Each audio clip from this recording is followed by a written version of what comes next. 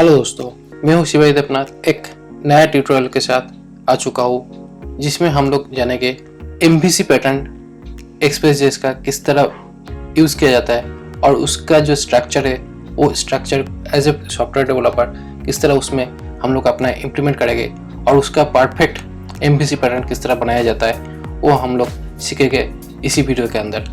तो उसके लिए आप देखते रहिए मेरे इस वीडियो को पूरा आखिरी तक, जिसमें मैं पूरा बात करूँगा इसका फुल स्ट्रक्चर के बारे में, जहाँ पे आप लोग सीख सकते हैं complete MVC structure.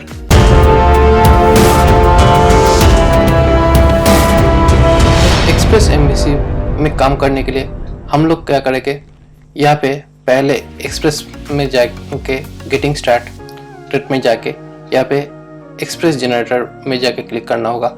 Express generator में जाके क्लिक करने के बाद यहाँ पे आपको पहला कमांड ये दिखेगा और दूसरा कमांड ये दिखेगा। तो मैं दूसरा कमांड को ज़्यादातर यूज़ करने के बाद बोलूँगा, तो मैं इस कोडिंग सिंटैक्स को डायरेक्ट कॉपी करके अपने एप्लीकेशंस के अंदर डालना होगा। जब आप विंडोज़ एप्लीकेशन बनाएंगे यहाँ पे जो भी सिंटैक्स है ये डायरेक्टली यूज़ होगा, लेकिन अगर लिनक्स और मैक के लिए अगर यूज़ करते तो यहाँ पे sudo पहले बैठना होगा। उसके बाद आपको एडमिन पासवर्ड डालना पड़ेगा रूट एडमिन का, तब जाके आपका ये जो मॉड्यूल है ये मॉड्यूल ग्लोबली इंस्टॉल होगा आपके सिस्टम के अंदर। और ये पैकेज एक बार इंस्टॉलेशन हो जाने के बाद आप एक्सप्रेस जो डिटेल्स है अगर वो जानना है तो HELP ऐसे अगर डालेंगे तो आपको एक्सप्रेस के ऊपर जो भी कमांड है और उसका जो भी वर्जन्स जो भी देखना है उसके सारे आपको डिटेल्स यहाँ पे मिल जाता है। तो एक्सप्रेस.js का बेसिकली जो पैटर्न हम लोग ज़्यादातर यूज़ करते हैं उसमें क्या है, एक्सप्रेस में ऑलरेडी एक बेसिक MVC स्ट्रक्चर दिया हुआ रहता है, जिसमें MVC नहीं बोला जा सकता है पूरी तरह से। यहाँ पे ओनली राउटर और विजुअल पार्ट दिया हुआ रहता है, लेकिन कंट्रोलर और मॉडल पार्ट खुद को बनाना पड़ता है। तो इसी वजह से यहाँ पे किस तरह एक परफेक्ट स्ट्रक्चर आप बना सकते हैं एप्लीकेशंस का, वो किस तरह बनेगा उसका मैं पूरा रिप्रेजेंटेशन मैंने यहाँ पे दिखाएगा। तो उसके लिए क्या क्या करना है वो मैं बताएंगे इसी ट्यूटोरियल में। यहाँ पे क्या है, यहाँ पे बहुत सारा अलग अलग सिंटैक्सेस है, ठीक है। तो ये बेसिकली अलग अलग जो सिंटैक्सेस है, इसी सिंटैक्स के अंदर EJS जो है और Park जो है ये अलग अलग टेम्पलेट इंजन है जो कि HTML को रेंडर करने का या HTML को दिखाने का प्रोसेस यहाँ पे है। और यहाँ पे बेसिकली हम लोग HTML पेज जो है, HTML कोडिंग जो है वो ज़्यादातर हम लोग एक स्टैटिक डिज़ाइन के हिसाब से बनाया जाता है। लेकिन हम लोग जो प्रोग्रामिंग करते हैं, मतलब जो हम लोग डेवलपर होते हैं, वो डेवलपर को सबसे ज़्यादा क्या पसंद है, कोड रीयूज़ करने का। लेकिन HTML CSS में कोड रीयूज़ करने का डायरेक्ट कोई ऑप्शन होता नहीं है। अगर हम लोग एक पेज को बना लेते हैं उसके बाद दूसरा पेज अगर बनाना पड़ता है और वो सेम डिज़ाइन हम लोगों को दूसरे पेज में जाके थोड़ा बहुत कुछ मॉडिफिकेशंस करने की ज़रूरत पड़े तो उस टाइम पे प्रॉब्लम क्या होता है, तो हम लोगों को वो डिज़ाइन को डायरेक्ट कॉपी करके नया पेज में ले जाके उसको जो जो जगह पे चेंज करना है उस जगह पे हम लोग चेंज करते हैं। लेकिन उसमें क्या होता है, बहुत सारा कोड होने की वजह से वहाँ पे बहुत सारी चीज़ें ढूंढने में प्रॉब्लम होता है। लेकिन यहाँ पे क्या होता है, ये ऑब्जेक्ट ओरिएंटेड डिज़ाइन बना देते हैं, जहाँ पे क्या होता है हम लोगों का पूरा एक टेम्पलेट बन जाने के बाद अलग अलग जगह पे एक प्लेस होल्डर दे देते हैं, जिस प्लेस होल्डर को यूज़ करके जो बेस टेम्पलेट है उस बेस टेम्पलेट को एक्सटेंड कर सकते हैं प्रोग्राम ओरिएंटेड प्रोसेस में, उसका चाइल्ड बना सकते हैं और उस चाइल्ड को हम लोग मेन प्रोग्राम के साथ जोड़ देते हैं, जो कि बेसिकली कंट्रोलर के पास होता है या राउटर के अंदर। और जोड़ने के बाद उसमें हम लोग मॉडल से जो डेटा हम लोग लेते हैं उस डेटा को उस व्यूज के अंदर डाल देते हैं। तो ये एक्चुअली स्ट्रक्चर है। इस स्ट्रक्चर को किस तरह बनाते हैं वो हम लोग देखेंगे। तो इसी स्ट्रक्चर को बनाने का जो प्रोसीड्यूर है, पहले हम लोगों को एक्सप्रेस करके कोडिंग डालना होगा। उसके बाद हम लोगों का यहाँ पे व्यू इंजन यूज़ करना पड़ता है, जो कि हम लोगों का टेम्पलेट इंजन होता है। तो यहाँ पे बहुत सारा अलग अलग टेम्पलेट इंजन होता है, जैसे कि टास्ट, EJS, HBS, HJS, जेड, पाग, ट्विग, भास, बहुत सारा है। लेकिन जेड और पाग बाय डिफ़ॉल्ट होता है, लेकिन जेड बेसिकली जो टेम्पलेट वर्जन है वो वर्जन 1 है और लेटेस्ट जो पार्ट है वो पाग है। तो बेसिकली पाग ही रिकमेंडेड होता है आज के डेट में। इसके अंदर जाता हूँ, यहाँ से ओपन इन टर्मिनल करके इस टर्मिनल में एक्सप्रेस, पहले यहाँ पे जो भी एप्लीकेशन स्ट्रक्चर बनने वाला है उसका नाम देता हूँ MVC ऐप बोलकर। उसके बाद -VIEW view equal to PUG pug, इस तरह करेंगे तो बेहतर होगा। ये एक MVC ऐप जो कि हम लोग का एप्लीकेशन का बेसिक स्ट्रक्चर बना देते हैं। अभी ये जो स्ट्रक्चर बन चुका है, इस स्ट्रक्चर के अंदर हम लोगों का काम करना पड़ेगा। तो इसी स्ट्रक्चर पे जाने के लिए इस फोल्डर स्ट्रक्चर के अंदर घुसना होगा। तो यहाँ पे उसके अंदर घुसने का कमांड यहाँ पे दे दिया गया है, ये डायरेक्ट डाल दिया तो उस फोल्डर स्ट्रक्चर के अंदर चल गया। लेकिन यहाँ पे इस एप्लीकेशन को स्टार्ट करने के लिए यहाँ पे डिपेंडेंसी मॉड्यूल रहता है जिसमें हम लोगों का एप्लीकेशन चल सकता है। तो यहाँ पे डिपेंडेंसी पैकेजेस मैनेज करते हैं package.json, जहाँ पे हम लोगों को ये सारे डिपेंडेंसीज है, ये सारे डिपेंडेंसीज के ऊपर बेस करके हम लोगों का ये एप्लीकेशन का स्ट्रक्चर बनाया जाता है। तो इस डिपेंडेंसीज को इंस्टॉल करने के लिए हम लोगों को इसको यूज़ करना पड़ेगा। तो मैंने यहाँ पे जो नोड मॉड्यूल्स है, डिपेंडेंसी मॉड्यूल, ये जो सिंटैक्स है इस सिंटैक्स से डाउनलोड कर लेते हैं। तो ये नोड मॉड्यूल स्ट्रक्चर आ चुका है, ठीक है ना। अभी क्या है, हम लोग ऑलरेडी देख चुके थे लास्ट प्रीवियस कुछ वीडियोस में, जहाँ पे यहाँ पे जो स्टार्ट फाइल जो है, ये स्टार्ट फाइल हम लोग नोड से स्टार्ट करते हैं क्योंकि हम लोगों का नोड प्लेटफॉर्म के ऊपर ये एप्लीकेशन चलेगा। तो इसलिए यहाँ पे नोड का जो स्टार्टिंग ऑप्शन है ये सही है। लेकिन यहाँ पे प्रॉब्लम ये है कि हम लोग अभी डेवलपमेंट एनवायरनमेंट पे है, क्योंकि हम लोग को एप्लीकेशन को रीडेवलप करके बार बार टेस्ट करके देखना पड़ेगा, चेकअप करना पड़ेगा जब भी कुछ कोड चेंज करना है। तो अगर कुछ भी जावास्क्रिप्ट कोड अगर हम लोग चेंज करते हैं तो हम लोगों को वो एनवायरनमेंट को ऑफ करके फिर से हम लोगों को चलाना पड़ेगा। तो ये बहुत ज़्यादा दिक्कत वाली चीज़ हो जाता है। तो इसमें क्या होता है, हम लोग एक ऑप्शन रहता है जहाँ पे क्या होता है, ये यहाँ पे जो भी फाइल्स का अंदर में जो भी अपडेट होता है, जो भी जावास्क्रिप्ट फाइल्स में जो भी अपडेट होगा, वो सारे अपडेट्स को तुरंत चेक करेगा। और जब भी हम लोग सेव करेंगे तो तुरंत क्या होता है, वो रिस्टार्ट करके एप्लीकेशन को लाइव कर देता है। तो अब जाके हम लोग का एप्लीकेशन बनाना बहुत ज़्यादा आसान हो जाता है। तो इसके लिए क्या करना पड़ता है, notmon बोलकर ये सिंटैक्स यूज़ करना पड़ता है। तो अभी इसको स्टार्ट करने के लिए npm start, अभी ब्राउज़र में जाते हैं। ब्राउज़र में जाके हम लोगों को या इसका जो डिफ़ॉल्ट पाथ जो होता है या डिफ़ॉल्ट पोर्ट जो होता है वो लोकल होस्ट 3000 पोर्ट में आता है। तो लोकल होस्ट 3000 पोर्ट में अगर जाते हैं तो यहाँ पे बेसिक एक्सप्रेस का जो स्टार्टिंग वो यहाँ पे दिखा दिया, एक्सप्रेस वेलकम टू एक्सप्रेस। तो MVC स्ट्रक्चर का बेसिकली काम ये है कि जब भी हम लोग कुछ भी रिक्वेस्ट डालते हैं, मतलब यहाँ पे जो भी पेजेस यहाँ पे ओपन किया गया है वो पहला रिक्वेस्ट स्टार्ट होता है। अगर हम लोग देखेंगे ये package.json यहाँ से स्टार्ट करेंगे तो पता चलेगा कि कैसे ये स्ट्रक्चर काम करता है। तो ये एप्लीकेशन स्ट्रक्चर का नाम मेरा फोल्डर का जो नाम है, प्रोजेक्ट फोल्डर का, उसी नाम से यहाँ पे दिया गया है। इसका वर्जन्स 0 है, मतलब कुछ भी दिया नहीं है, ये फ्रॉम स्क्रैच स्टार्ट हो रहा है। तो ये बेसिकली 0 है। उसके बाद यहाँ पे स्टार्ट कहाँ से हो रहा है, स्टार्ट बेसिकली .bin www, मतलब ये जो बीन फोल्डर है यहाँ से स्टार्ट हो रहा है ना। तो यहाँ पे अगर जाकर देखेंगे तो यहाँ पे मैंने लास्ट कुछ वीडियोस में मैंने उसका स्टार्टिंग बहुत ही सिंपल प्रोसेस में मैंने दिखाए थे। लेकिन जब हम लोग एप्लीकेशंस बनाते हैं, बड़ा एप्लीकेशन बनाते हैं, तो क्या होता है, बहुत सारे प्रॉब्लम उसमें आ सकता है। तो उसके लिए एक स्ट्रक्चर वे में जाना पड़ता है और उसके लिए थोड़ा ज़्यादा कोड भी लिखना पड़ता है। जो कोड एक्सप्रेस.js का जो डेवलपर्स है वो ऑलरेडी दे दिए हैं, जिसके वजह से यहाँ पे एक स्ट्रक्चर बना हुआ है। बट इसी फाइल से स्टार्ट कर रहा है और ये फाइल किसको पॉइंट कर रहा है, app.js को, जो कि ये वाला है।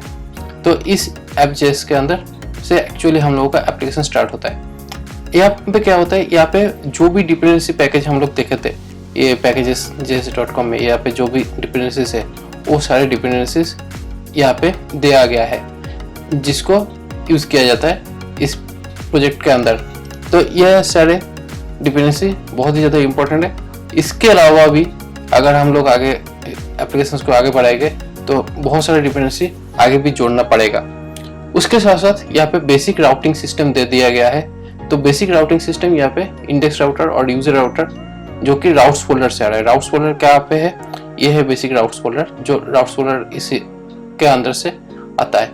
और उसके बाद यहाँ पे क्या हुआ, वो एक्सप्रेस जो ऐप है, मतलब ये जो एक्सप्रेस मॉड्यूल यहाँ पे जो आया है उसका ऐप इनिशियलाइज हुआ है। और उस ऐप इनिशियलाइजेशन के बाद यहाँ पे व्यूज फोल्डर के अंदर बेसिकली व्यूज क्या है, जहाँ पे हम लोगों का डिजाइन रहेगा। तो डिजाइन यहाँ पे है इस व्यूज फोल्डर के अंदर, उसका पाथ यहाँ पे दे दिया गया है। dir नेम कांस्टेंट ऑब्जेक्ट है जो कि इंडिकेट करता है इस करंट फोल्डर को, जिसके बाद ये व्यूज फोल्डर आता है। और path.join ये भी एक नोड मॉड्यूल का एक मॉड्यूल है जो कि ये वाला है। तो ये पाथ यहाँ पे आया है और इस पे ये जो व्यू इंजन पाग जो है वो बेसिकली यहाँ पे आता है। तो इसके बाद यहाँ पे कुछ डिफरेंसेस है, जैसे कि यहाँ पे लॉगर बोलकर जो डेव लॉगर ऑप्शंस दिया है।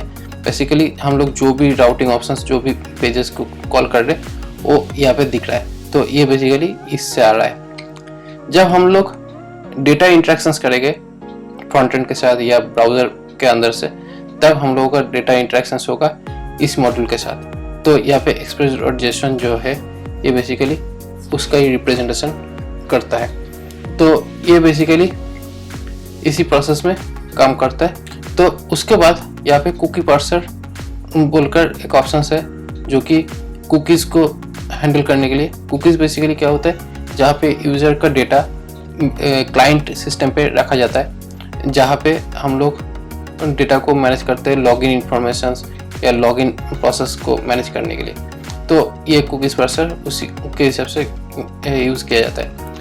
एक्सप्रेस स्टैटिक जो कि बेसिकली पब्लिक पाथ है, क्योंकि हम लोगों का यहाँ पे जावास्क्रिप्ट को दो अलग अलग पार्ट में यूज़ किया जाता है, एक सर्वर साइड के लिए और एक पब्लिक के लिए।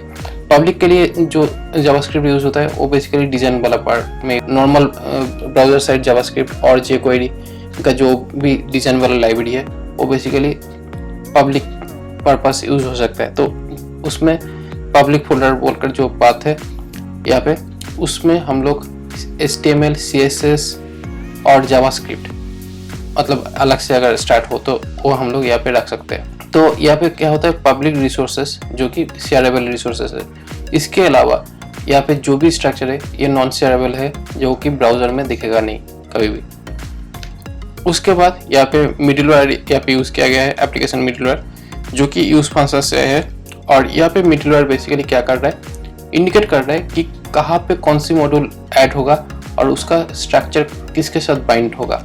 तो यहाँ पे पहला स्ट्रक्चर जो कि पहले बेसिक राउटिंग सिस्टम है, ये राउटिंग सिस्टम में पहला मॉड्यूल है इंडेक्स राउट जो कि यहाँ पे बेसिक वाला पार्ट। और यहाँ पे यूज़र राउट जो कि यूज़र्स के अंदर से या यूज़र्स फाइल के अंदर से यूज़र्स को मैनेज किया जा सकता है।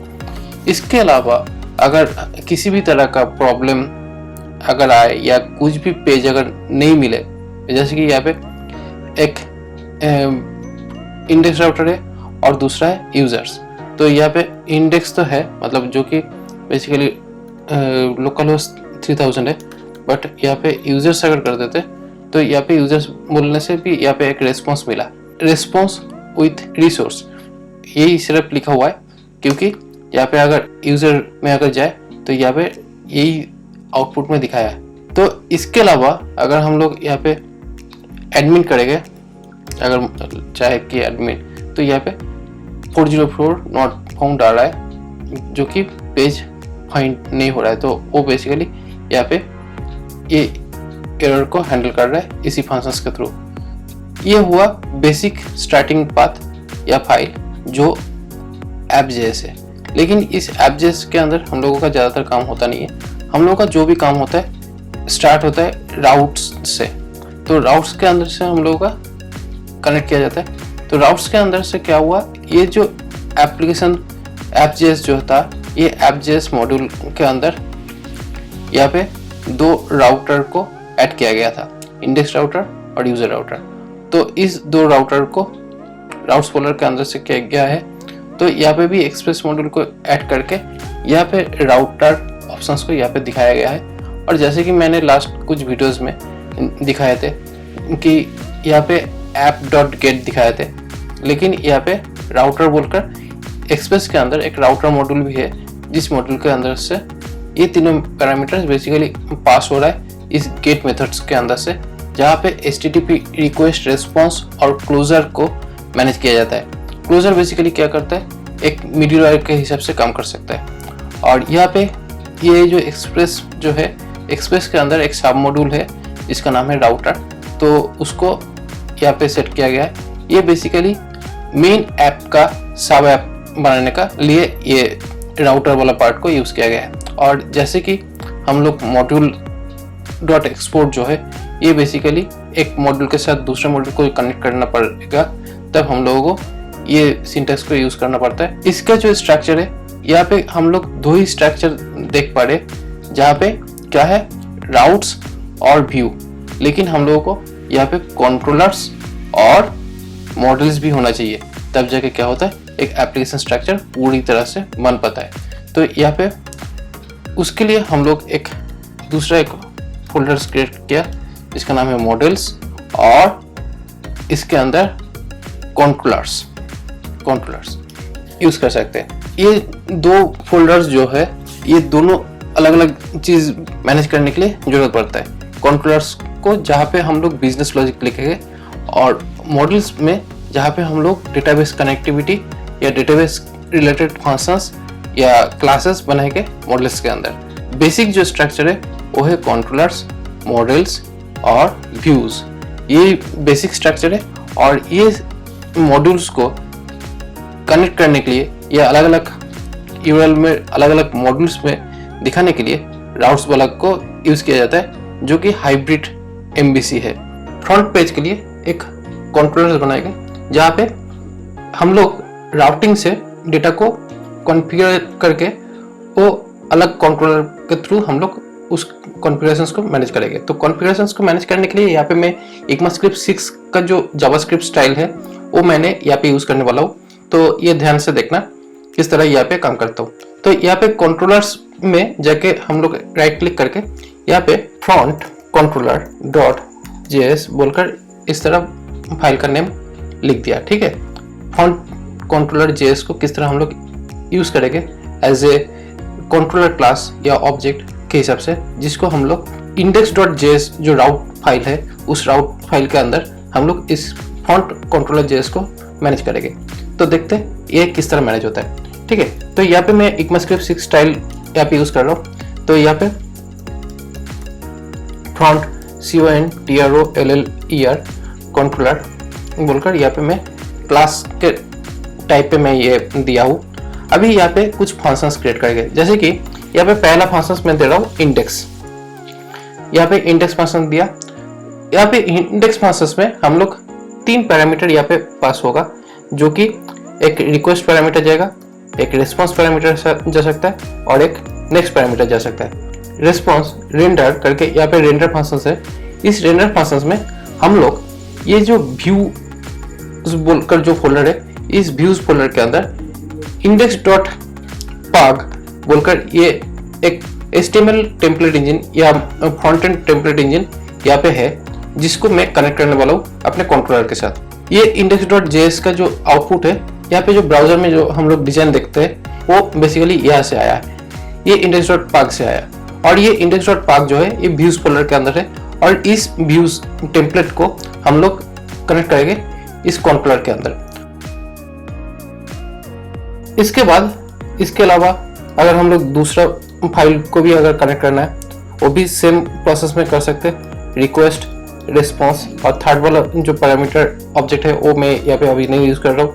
यहाँ पे नेक्स्ट पार्ट में मैं यहाँ पे भी रेंडर करके यहाँ पे भी मैं इंडेक्स दे देता हूँ, क्योंकि एक ही फाइल के अंदर हम लोग अलग अलग पैरामीटर पास कर सकते हैं। तो यहाँ पे पैरामीटर पास करने के लिए यहाँ पे पैरामीटर ऑब्जेक्ट यूज करना पड़ता है, जहाँ पे टाइटल अबाउट पेज अगर लिखेंगे तो बेहतर होगा।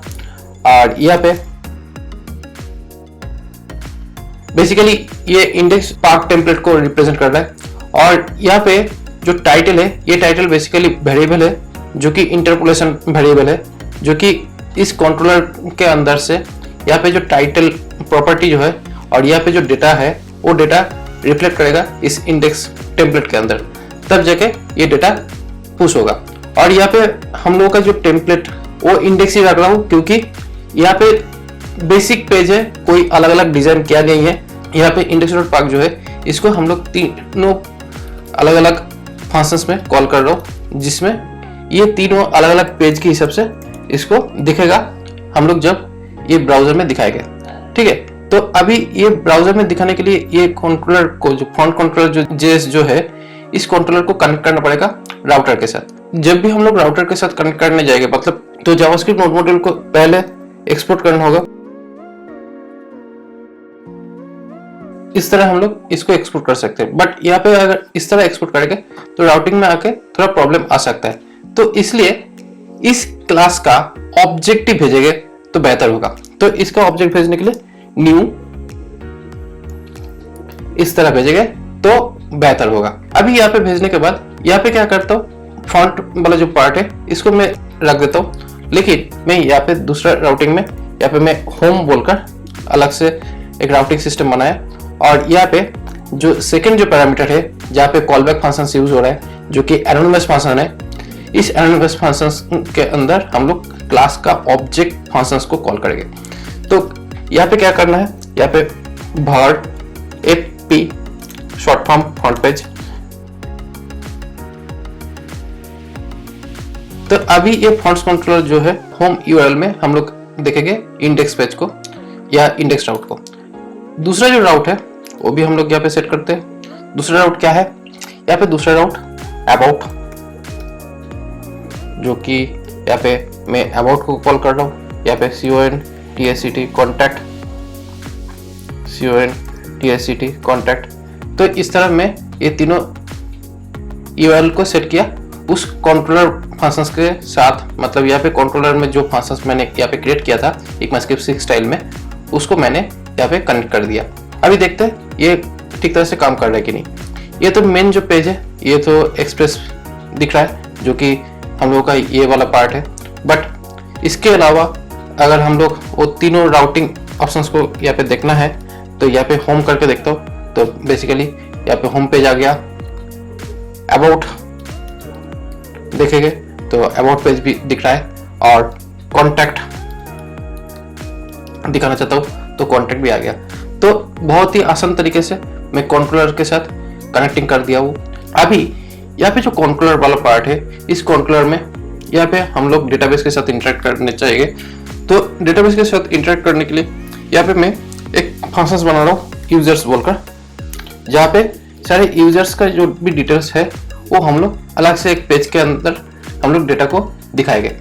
और वो डेटा जो आएगा वो डेटा बेसिकली हम लोग सर्वर साइड से उठा के लाएंगे MongoDB यूज करके। तो MongoDB का जो ट्यूटोरियल है मैंने लास्ट वीडियोस में दिखाए थे, वो वीडियो लिंक आपको इस वीडियो के साथ मैं दे दूंगा, जहाँ पे जाके आप देख सकते हैं।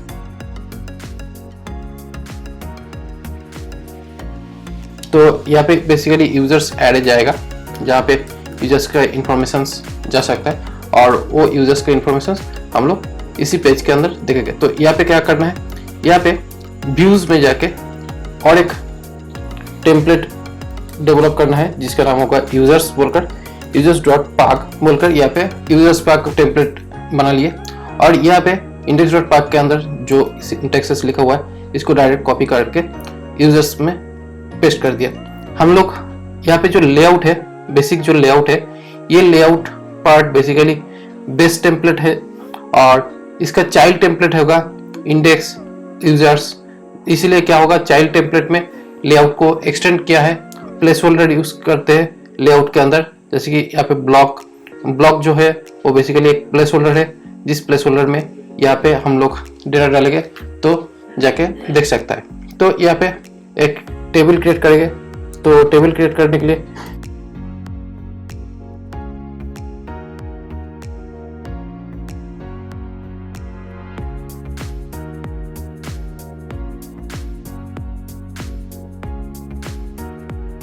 तो ये हुआ टेबल हेडर, जिसको हम लोग अगर सेव करते इस स्ट्रक्चर के अंदर, जैसे कि यहाँ पे टाइटल बोलकर यहाँ पे टाइटल में लिख देता हूँ यूजर्स पेज, और इसी यूजर पेज को राउटिंग के साथ कनेक्ट करना है। तो ये इंडेक्स.js राउटिंग जो है इसको यहाँ पे यूजर्स बोलकर यूजर्स सेट को यहाँ पे सेट कर दिया। ये है यूजर्स स्ट्रक्चर। तो अभी अगर यहाँ पे जाके यूजर्स को देखेंगे, ये 2 पैरामीटर भेजना होगा, क्योंकि यही पैरामीटर आउटपुट हो रहा है हम लोगों का इंडेक्स के थ्रू, जो कि एनोनिमस फंक्शन है। इस एनोनिमस फंक्शन के अंदर ये सारे पैरामीटर पुश हो जा रहा है, जो यहाँ पे जाके कनेक्ट होता है। जो प्रॉब्लम आया था उस प्रॉब्लम का सॉल्व हो चुका है। टेबल हेडर जो है यहाँ पे दिखाई दे रहा है, बट यहाँ पे किसी भी तरह का डिज़ाइन नहीं होने की वजह से यहाँ पे कुछ दिख नहीं रहा है। यहाँ पे हम लोग एक बॉर्डर डाल सकते, इस तरह हम लोग डाल देते तो यहाँ पे बॉर्डर भी दिख जाएगा। अभी डेटाबेस के साथ कनेक्ट करते हैं। तो डेटाबेस के साथ कनेक्ट करने के लिए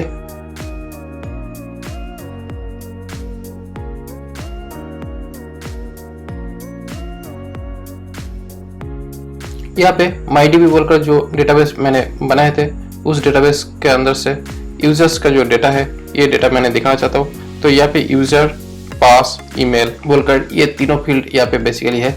तो मैंने यहाँ पे वही करता हूँ,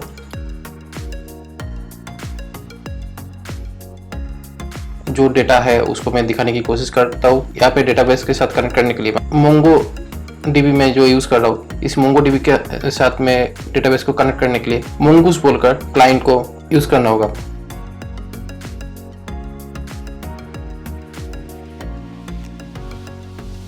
Mongoose ड्राइवर है, ये ऑलरेडी यहाँ पे आ चुका है। तो यहाँ पे कनेक्टिविटी बनाने के लिए यहाँ पे मॉडल्स में जाके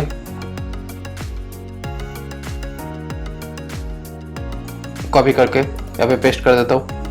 अभी यहाँ पे MyDB के साथ डेटा कनेक्ट करना है, तो MyDB डेटा कनेक्टर यहाँ पे हो गया है।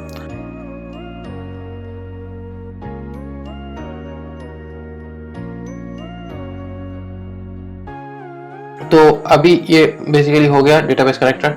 फिर से यहाँ पे मॉड्यूल एक्सपोर्ट करना होगा। ये जो Mongoose ड्राइवर है, जो कनेक्शन हुआ है, उसका ऑब्जेक्ट भेजना होगा, तभी जाके हम लोग कनेक्ट कर पाएंगे। यहाँ पे कनेक्ट करने के बाद यहाँ पे चेक हो जाएगा कि हाँ डेटाबेस कनेक्टेड है। उसके बाद हम लोग यहाँ पे मॉडल क्रिएट करेंगे। तो यहाँ पे मॉडल जो क्रिएट करना है, यहाँ पे यूजर सिंगुलर नेम ही यहाँ पे रखेंगे, यूजर.js बोलकर डालेंगे। तो यहाँ पे यूजर.js जो मॉडल है, इस यूजर.js मॉडल को हम लोग किस तरह यहाँ पे यूज करेंगे।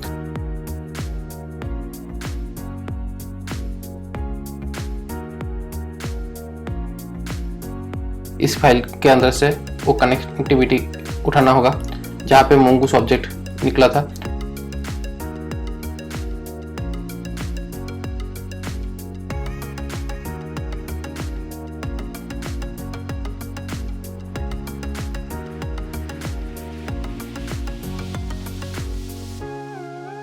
अभी यहाँ पे इस मॉड्यूल को यहाँ पे एक्सपोर्ट कर देना है। अभी इस मॉड्यूल को हम लोगों को कनेक्ट करना है Front.js के अंदर। Front.js के अंदर जब कनेक्ट करना होगा तो यहाँ पे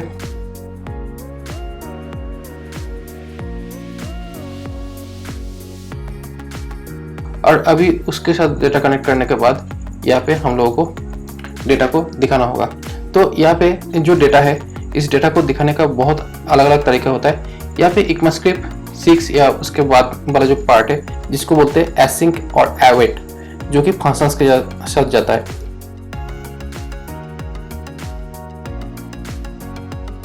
करके यहाँ पे सारे डेटा हम लोगों को मिल जाएगा और उसी डेटा को हम लोगों को यहाँ पे भेज देना होगा यूजर्स बोलकर। ये यूजर्स जो है ये बेसिकली जाएगा पार्क के अंदर, और ये जो यूजर्स है ये बेसिकली आया इधर से। अभी ये सारे डेटा को हम लोगों को टेबल फॉर्मेट में दिखाना होगा।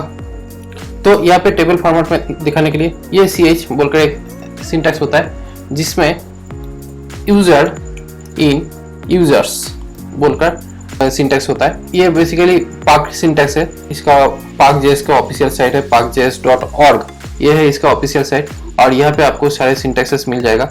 यहाँ पे जो लूप मैंने यहाँ पे यूज़ किया वो ये वाला है, क्योंकि मुझे एरे फॉर्मेट में डेटा मिलेगा और उस एरे फॉर्मेट से मुझे इस तरह का डेटा यहाँ पे रिप्रेजेंट करना है। तो उसका प्रोविजन या प्रोसीड्यूर कुछ इस तरह होता है।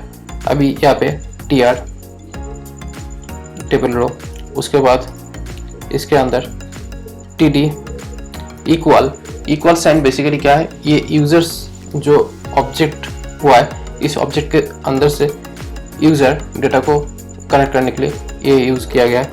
उसके बाद td equal to user dot pass बोलकर ये ऑप्शन है।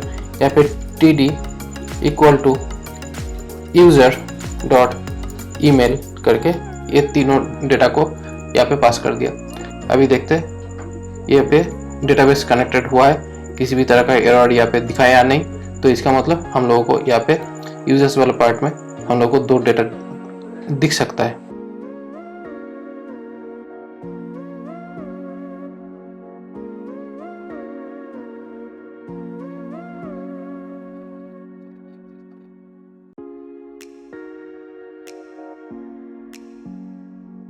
बेसिकली पहले हम लोगों को इस कॉन्ट्रोलर के अंदर हम लोगों को देखना होगा यहाँ पे सारे यूजर्स का जो डेटा है यहाँ पे आ रहा है या नहीं, क्योंकि यहाँ पे अगर यूजर्स डेटा अगर नहीं आएगा तब जाके ये काम नहीं कर पाएगा।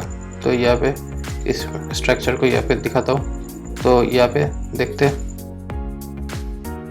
बेसिकली प्रॉब्लम कुछ नहीं है। प्रॉब्लम ये है कि यहाँ पे एसिंक तो लिखा हुआ है, लेकिन यहाँ पे await इस फंक्शन को नहीं लिखने की वजह से यहाँ पे डेटा फेच नहीं हो पा रहा है, जिसकी वजह से ये डेटा दिखाई नहीं दे रहा था।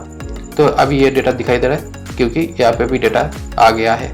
तो ये बेसिकली ECMAScript 6 स्टैंडर्ड का एसिंक अवेट वाला प्रोसीड्यूर है, डायरेक्टली डेटा को रिट्रीव कर सकते हैं डेटाबेस के अंदर से।